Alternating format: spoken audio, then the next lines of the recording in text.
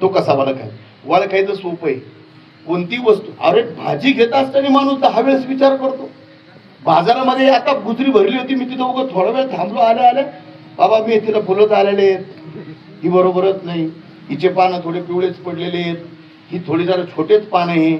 एक जण तर आमची ताई म्हणली लाल कोराची नाही का, मी त्या बाबा म्हणलं कलर लावून आणायची आहे का नाही. म्हणजे इतकं भाजी जर घेत असताल तर इतकी विचारपूर्वक घेता, मग जन्म मरणाच्या संसार बंधनातून मुक्त व्हायची. त्या भगवंताने हा नरदेह आपल्याला दिला ना, एवढा मोठा नरदेह दिला. भावनी मनुष्यपणा जो न साधी ब्रह्मज्ञाना, तो लांडा गर्धब जाना पुच्छ विना दुपाई.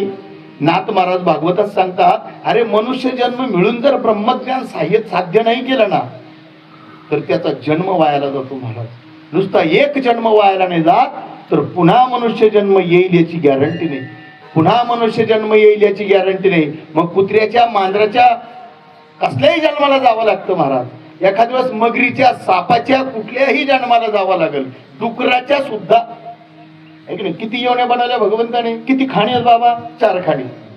अंडज, जारज, स्वेदज आणि उद्भिज, 4 खाणी भगवंताने बनवल्या. मला सांगा, 4 खाणी बनवल्या आणि 84 लाख योनी त्याच्यात बनवल्या. नामदेव महाराजाचा 100 चरणाचा अभंग आहे बघा.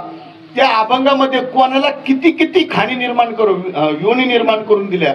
सगळ्या 84 लाखाची वाटणी केली नामदेव महाराजांनी. तुम्ही हिसाब करत असले तर मी तुम्हाला सांगतो, नाही तर जाऊ द्या. एक सांगण्याची जी 1111 रुपयाला एक खाणी सांगायला, 1100 गुणिले 4, कीर्तनाची वेगळी.